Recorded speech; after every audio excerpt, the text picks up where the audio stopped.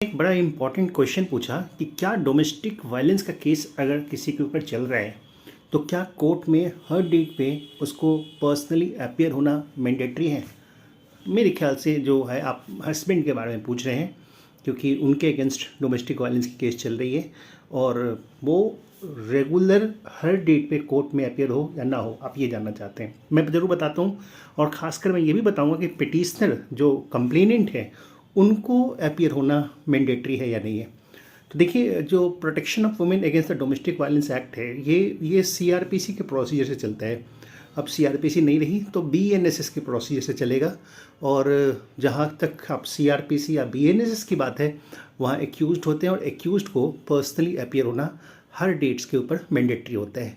लेकिन लेकिन supreme court की जजमेंट है कि जो protection of women against domestic violence act की जो प्रोसीडिंग्स होती है ये कैसी क्रिमिनल होती है, मतलब कि ये पूरी की पूरी क्रिमिनल्स नहीं होती और इसके जो प्रोसीजर्स हैं उसमें सिविल का टच भी बहुत ज़्यादा होता है और अकॉर्डिंगली तो ऐसे सर्कमस्टेंस में हर डेट्स के ऊपर रिस्पोंडेंट को कोर्ट में पर्सनली अपीयर होने की ज़रूरत नहीं है, वो एडवोकेट के थ्रू अपीयर हो सकते हैं।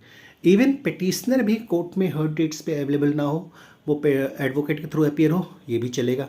इसका मतलब ये हुआ कि आप जब ऐसे केस में उलझें तो इसको इतना पैनिक में ना लें कि हाँ भाई हमको हर डेट पे कोर्ट में जाना है, अदरवाइज प्रॉब्लम हो सकती है।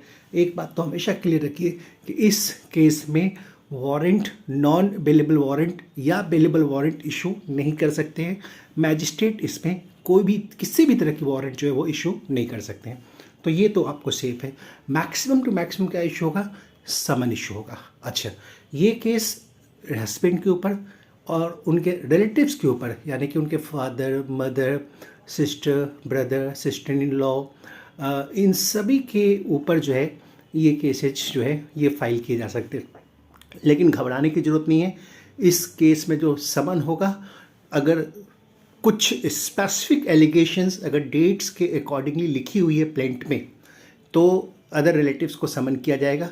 लेकिन अगर उनके ऊपर कोई स्पेसिफिक एलिगेशंस नहीं लिखी हुई है, स्पेसिफिक एलिगेशन का मतलब होता है जैसे वो एलिगेशन लगा रहे हैं कि भाई हमें हैरेस करता है, तो ये स्पेसिफिक नहीं हुआ, लेकिन कैसे हैरेस करता है, मैनर ऑफ हैरेसमेंट बता रहे हैं तो ये स्पेसिफिक होता है।